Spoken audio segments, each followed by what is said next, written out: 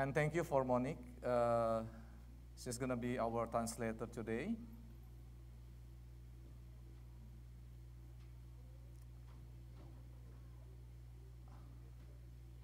Judy.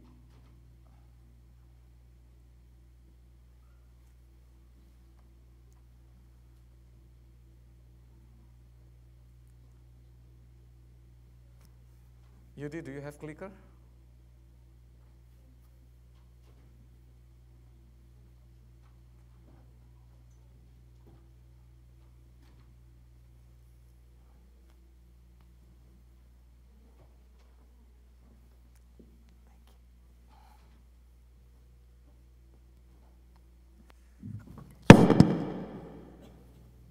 Sorry.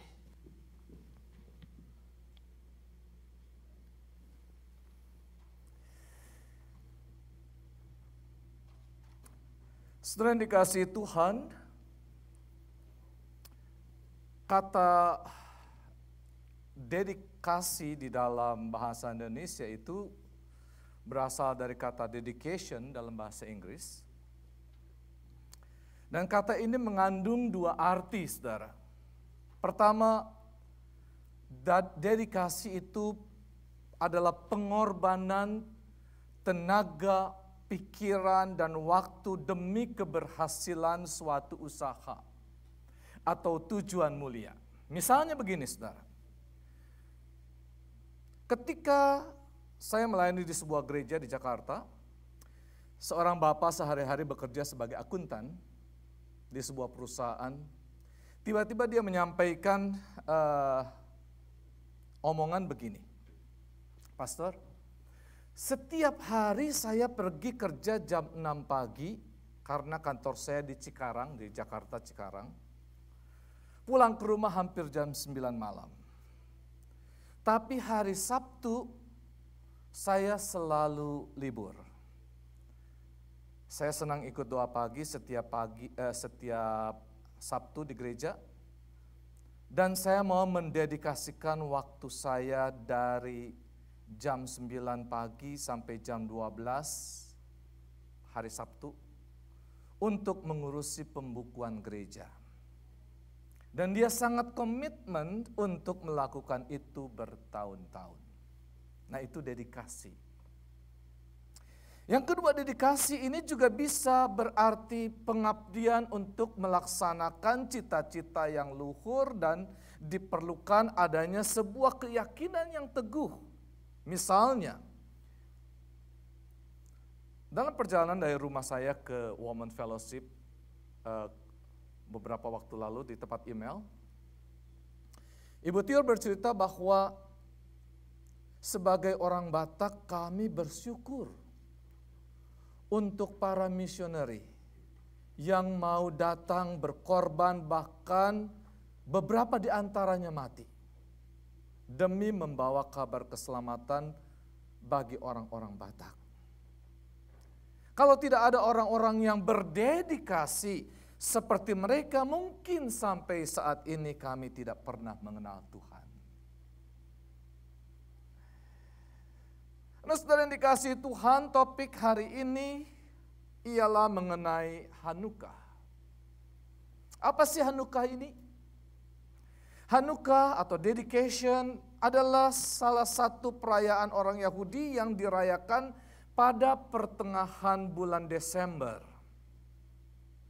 Sekalipun Hanukkah tidak termasuk di dalam 7 perayaan Yahudi yang ditetapkan menurut hukum Taurat di Imamat 23, namun perayaan Hanukkah merupakan tradisi Yahudi yang terus dirayakan dari tahun ke tahun hingga saat ini.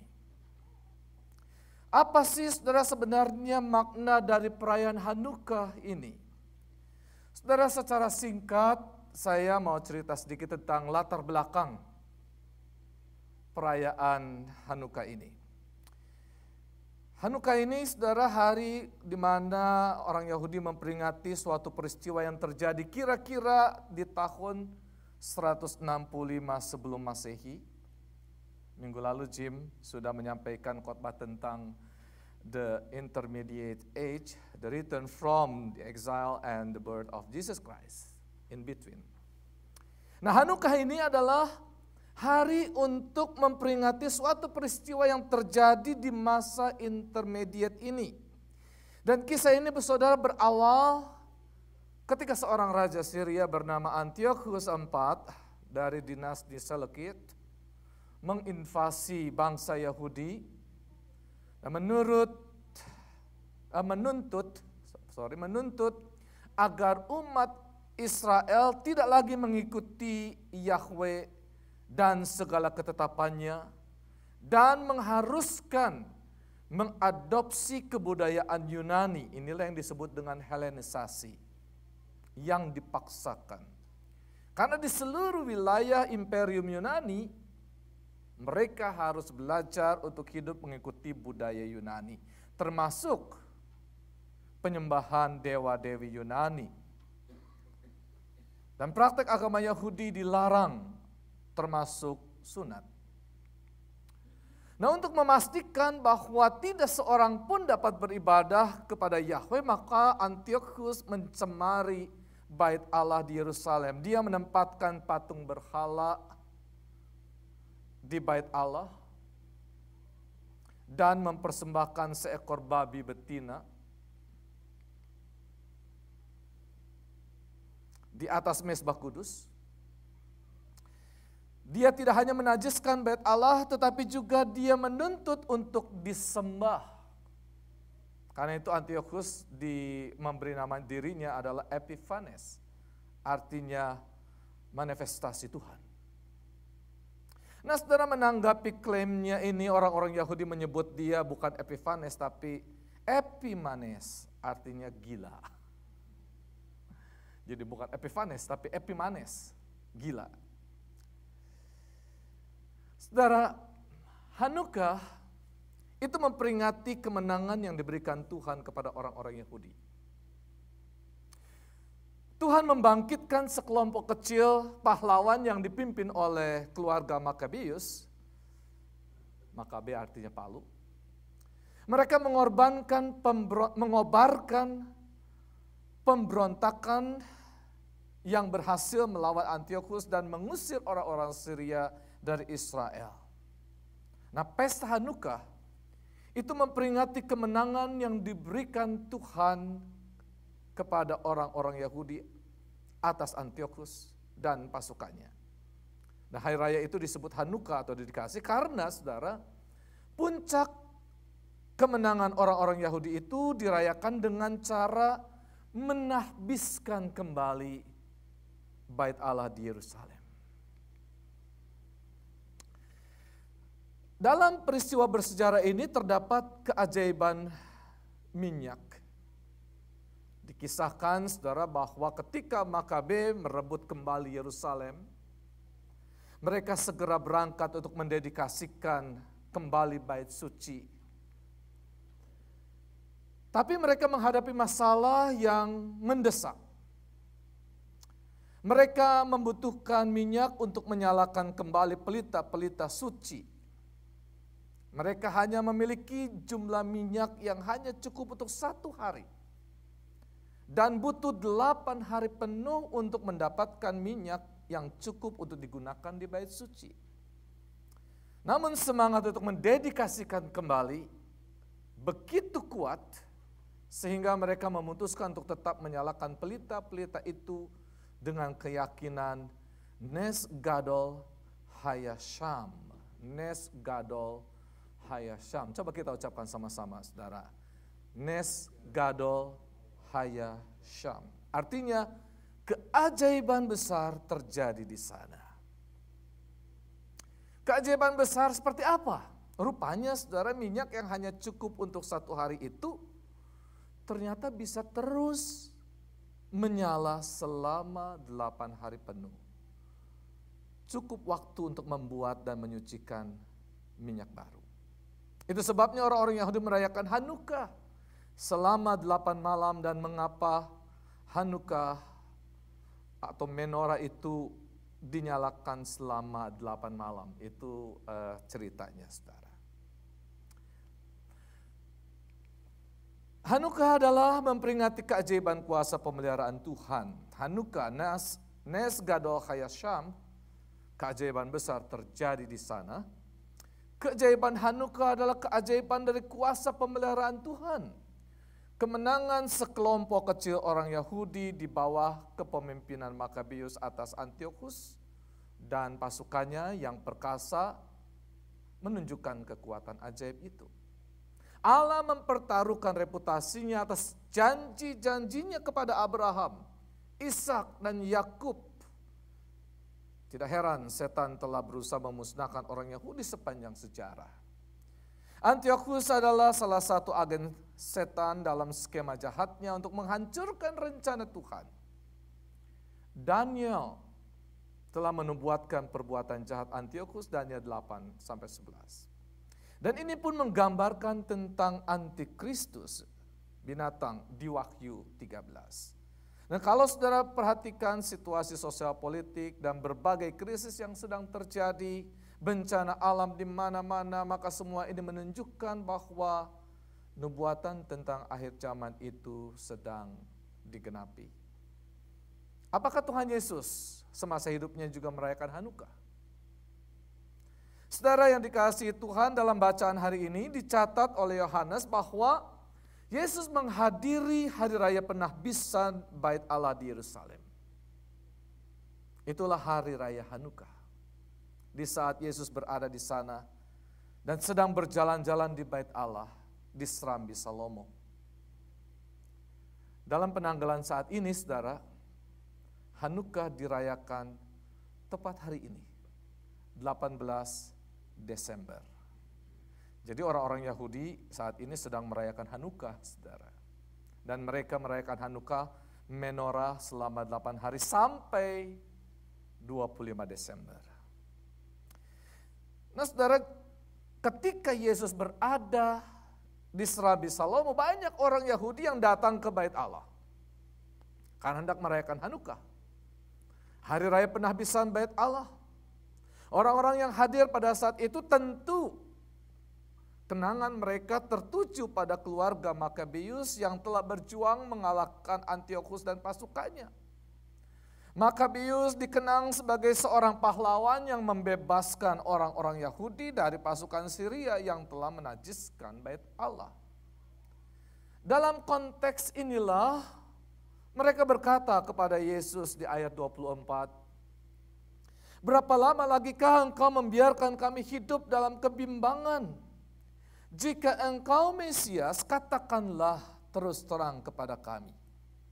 Tentu, saudara, harapan mereka bahwa Yesus yang telah melakukan banyak mujizat juga memiliki kuasa untuk melindungi orang-orang Yahudi dari tirani Romawi. Sama seperti Tuhan telah melindungi mereka dari Antiochus yang jahat. Namun saudara, di ayat 25 dan 26, jawab Yesus menjadi semacam teguran bagi mereka. "Aku telah mengatakannya kepada kamu, tetapi kamu tidak percaya. Pekerjaan-pekerjaan yang kulakukan dalam nama Bapa-Ku, itulah yang memberikan kesaksian tentang Aku. Tetapi kamu tidak percaya, karena kamu tidak termasuk domba-domba-Ku." Jadi saudara, melalui pernyataan itu sesungguhnya Yesus telah menegaskan tentang kemesiasannya. Pekerjaan-pekerjaan yang dilakukannya dalam nama Bapa itulah yang menjadi bukti dan memberikan kesaksian tentang kemesiasannya. Itulah kuasa ilahi yang dibutuhkan untuk memelihara dan menopang umatnya. Namun bukanlah dengan cara seperti yang mereka harapkan, model pemberontakan Makabeus. Dan untuk mengenal serta mengalami efek dari kemesiasan Yesus adalah dengan percaya, dengan menaruh iman kepada Yesus. Menarik, saudara, kemesiasan Yesus tertuju pada kehidupan yang kekal seperti dikatakan dalam ayat 27-28. "Domba-dombaku mendengar suaraku dan aku mengenal mereka dan mereka mengikuti aku. Dan aku memberikan hidup yang kekal kepada mereka. Dan mereka pasti tidak akan binasa sampai selama-lamanya, dan seorang pun tidak akan merebut mereka dari tanganku. Kuasa Yesus untuk memelihara bukanlah kuasa jasmania yang sementara. Karena sekalipun mereka memperingati perjuangan Makabeus melawan Antiochus dari Syria, dalam kenyataannya mereka kembali berada di bawah kuasa tirani lain, yaitu Romawi. Jawaban Yesus merupakan penegasan bahwa pembebasan yang akan dikerjakannya itu bersifat rohania dan kekal. Dan itu didasarkan pada iman kepadanya sebagai yang kudus dari Allah. Keselamatan yang dia tawarkan bukanlah dari penindasan Romawi, tetapi dari penindasan iblis, dosa, dan bahkan maut itu sendiri. Memang saudara, penabisan kembali bait Allah merupakan momen penting untuk mengingat kembali akan kuasa Allah yang akan menepati janji-janjinya serta memelihara umatnya. Namun seorang yang lebih besar dari bait Allah telah berdiri di serambi Salomo pada hari itu. Dan Yesus mengklaim sesuatu yang sangat mencengangkan semua yang hadir dan mendengarkan. Di ayat 30 ia mengatakan, aku dan Bapa adalah satu. Ini sangat mencengangkan, saudara. Dan ingat, ini Hanukkah. Segar di benak orang-orang Yahudi yang hadir fakta mengenai klaim Antiochus sebagai Epiphanes, manifestasi Tuhan. Sekarang Yesus berdiri di bait suci menegaskan klaimnya sendiri bukan hanya sebagai Mesias model Makabeus, melainkan sebagai Tuhan. Karena aku dan Bapa adalah satu. Reaksi orang-orang Yahudi dapat diprediksi, saudara. Di ayat 31 dicatat, kemudian orang-orang Yahudi mengambil batu lagi untuk melempari dia. Itu yang kita baca. Kalau saudara tadi membaca 2 ayat, mungkin saudara bisa lanjutkan nanti di rumah. Nah saudara, apakah kita sebagai orang Kristen perlu merayakan Hanukkah? Saudara dikasihi Tuhan, ketika orang-orang Yahudi menolak Antiochus, Tuhan menepati janjinya secara ajaib dengan cara menghadirkan kelompok Makabeus, bukan? Tetapi ketika para pemimpin Yahudi menolak klaim Yesus pada hari itu, ini merupakan suatu kesalahan besar. Karena itu dengan begitu mereka kehilangan mujizat yang jauh lebih besar. Kehilangan terang yang membawa kehidupan kekal. Mereka kehilangan keajaiban Immanuel, Tuhan beserta kita. Mereka kehilangan mujizat yang dapat membebaskan mereka dari kuasa dosa dan maut. Nah sesungguhnya di dalam Yesus Tuhan sedang menepati janjinya yang telah dinubuatkan oleh Yesaya 7, 14, 9 ayat 6. Sebab itu Tuhan sendirilah yang akan memberikan kepadamu suatu pertanda. Sesungguhnya seorang perempuan muda mengandung dan akan melahirkan seorang anak laki-laki dan ia akan menamakan dia Immanuel. Sebab seorang anak telah lahir untuk kita. Seorang putra telah diberikan untuk kita. Lambang pemerintahan ada di atas bahunya. Dan namanya disebutkan orang penasihat ajaib. Allah yang perkasa, Bapa yang kekal, Raja damai. Sesungguhnya saudara, melalui kelahiran Yesus, maka janji-janji Allah yang sangat berharga ini sedang digenapi. Di dalam dia Allah telah membuktikan kesetiaannya kepada Israel dan kepada seluruh dunia. Jadi yang kita rayakan saudara bukanlah Hanukkah versi orang Yahudi yang memperingati perjuangan Makabeus, melainkan perjuangan Makabeus melawan ilah palsu Antiochus, melainkan merayakan Yahweh yang sungguh berinkarnasi dalam diri Yesus. Dialah Epiphanes yang sejati.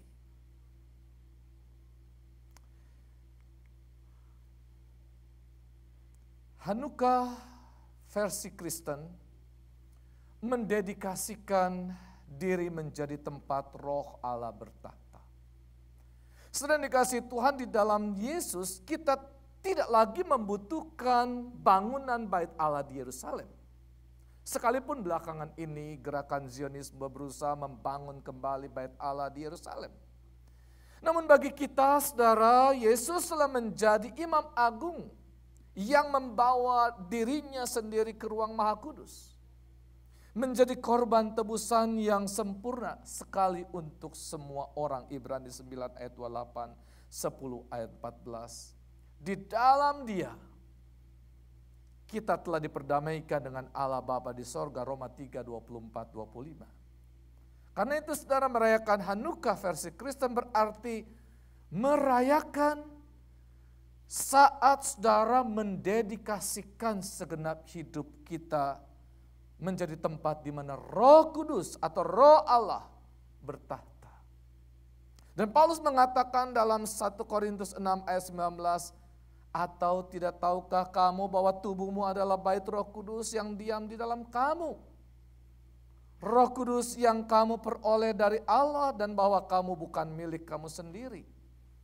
Inilah makna mendedikasikan diri kita, yakni menjadikan hidup kita bukan lagi milik kita, melainkan milik Allah. Karena itu Paulus juga katakan dalam Roma 12 ayat 1, karena itu saudara-saudara, demi kemurahan Allah, aku menasihatkan kamu, supaya kamu mempersembahkan tubuhmu sebagai persembahan yang hidup, yang kudus, dan yang berkenan kepada Allah. Itu adalah ibadahmu yang sejati. Nah, saudara yang dikasihi Tuhan, hari ini kita telah menyaksikan bagaimana saudara Tristan telah menyatakan pengakuan imannya di hadapan Tuhan dan jemaatnya. Dan dia telah menerima baptisan di dalam nama Allah, Bapa, Putra, dan Roh Kudus. Dan ini berarti ia telah mendedikasikan hidupnya sebagai murid Kristus dan menaruh iman dan pengharapannya kepada Yesus Kristus sebagai Tuhan dan Juru Selamat. Baptisan menjadi simbol yang memeteraikan saudara bahwa manusia lama saudara telah mati bersama dengan Yesus Kristus di dalam air baptisan. Dan melalui baptisan ini saudara dilahirkan kembali menjadi manusia baru. Sebagaimana dikatakan dalam Roma 6 ayat 4. Dengan demikian kita telah dikuburkan bersama-sama dengan Dia oleh baptisan dalam kematian. Supaya sama seperti Kristus telah dibangkitkan dari antara orang mati oleh kemuliaan Bapa. Demikian juga kita akan hidup dalam hidup yang baru. Inilah Hanukkah versi Kristen. Di mana saudara telah mendedikasikan hidup saudara bagi Tuhan menjadi bait-Nya yang kudus. Dan masuk di dalam persekutuan orang percaya, gereja Tuhan. Bersama Paulus dan seluruh orang beriman di segala abad dan tempat, seharusnya saudara Tristan juga bisa mengatakan, aku hidup, tetapi bukan lagi aku sendiri yang hidup, melainkan Kristus yang hidup di dalam aku. Dan hidupku yang kuhidupi sekarang ini di dalam daging adalah hidup oleh iman dalam Anak Allah yang telah mengasihi aku dan menyerahkan dirinya untuk aku. Galatia 2 ayat 20. Demikian juga saudara, hari ini kita telah menyaksikan keluarga Alvino Matali dan keluarga Erik Ika telah mendedikasikan anak yang Tuhan anugerahkan kepada mereka. Sebagai orang tua beriman yang telah lahir baru di dalam Kristus, hari ini telah dengan kesadaran penuh bahwa sesungguhnya anak-anak yang Tuhan karuniakan kepada mereka adalah milik Tuhan. Karena itu sebagai orang tua yang beriman, Hanukkah juga berarti saudara mendedikasikan hidup saudara untuk mendidik dan membangun kehidupan iman anak-anak saudara di dalam Tuhan. Sampai pada saatnya mereka mengaku percaya dan dibaptis, mendedikasikan hidup mereka sebagai bait kudus. Nah saudara yang dikasihi Tuhan, di bulan Desember ini kita diingatkan kembali bagaimana Tuhan Yesus telah mendedikasikan seluruh hidupnya untuk menjadi korban tebusan yang sempurna. Bagi setiap orang yang bertobat dan mengaku percaya. Dan saudara tahu tidak semua orang di dunia ini yang ketika menerima Injil lantas mengaku percaya dan menerima baptisan. Melainkan hanya orang-orang yang memang sejak semula telah dipilih untuk menjadi domba-domba milik Kristus. Sesungguhnya orang-orang Yahudi yang berada di serambi Salomo telah melihat pekerjaan-pekerjaan yang dilakukan Yesus dalam nama Bapa. Namun mereka tidak percaya. Mengapa? Yesus mengatakan di ayat 26-27 karena memang mereka bukan domba-domba milik Tuhan Yesus. Karena domba-domba milik Yesus pasti mendengarkan suara gembalanya dan mengikuti dia, bukan? Inilah Hanukkah versi Kristen. Tuhan telah menepati janjinya dengan mengirimkan Sang Juru Selamat yang akan memelihara semua orang yang memanggil namanya. Melalui iman kepada Immanuel, Yesus Sang Mesias sejati. Dia telah menebus kita semua dengan darahnya. Sehingga di dalam dia kita dijadikan bait kudusnya. Tempat Immanuel, Tuhan beserta kita itu tinggal. Gereja, saudara, sebagai tubuh Kristus adalah kumpulan orang-orang yang telah ditebus dan telah berkomitmen untuk mendedikasikan dirinya untuk hidup sebagai murid Kristus. Orang yang mendedikasikan dirinya untuk sesuatu yang mulia, ia perlu komitmen, kesetiaan, ketekunan untuk memperjuangkan apa yang Tuhan percayakan kepadanya. Perjalanan hidup yang akan ditempuh ke depan, saudara, tidaklah mudah, namun kita tidak dibiarkan berjuang seorang diri. Di dalam persekutuan orang percaya ini, marilah kita saling menopang, mendoakan, saling memberi semangat, dan melayani. Tuhan Yesus berjanji bahwa Ia akan menyertai kita sampai pada kesudahan zaman. Ia telah mengutus Roh-Nya yang kudus untuk tinggal di setiap hati kita.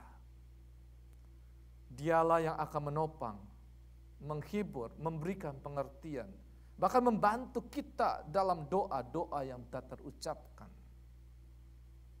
Namun demikian, saudara, sebagai orang yang telah mendedikasikan diri bagi Kristus, jangan selalu berpikir, apa sih yang akan kita terima kalau kita telah dibaptis atau menjadi bagian dari gereja Tuhan?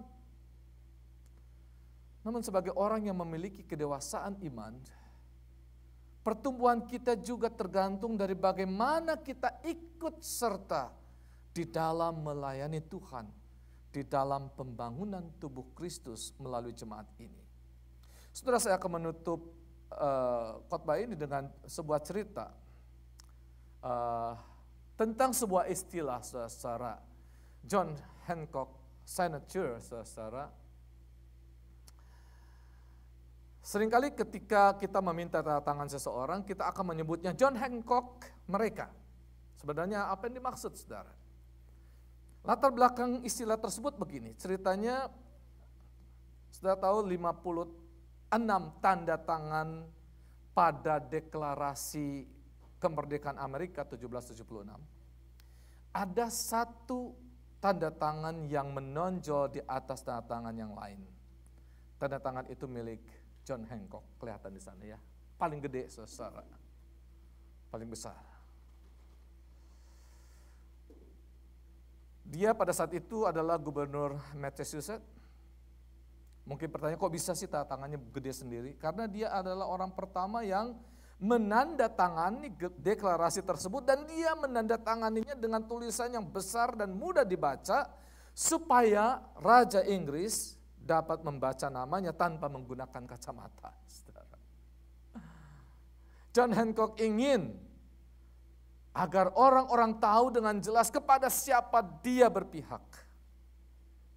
Yang dalam hal ini adalah memperjuangkan kemerdekaan Amerika.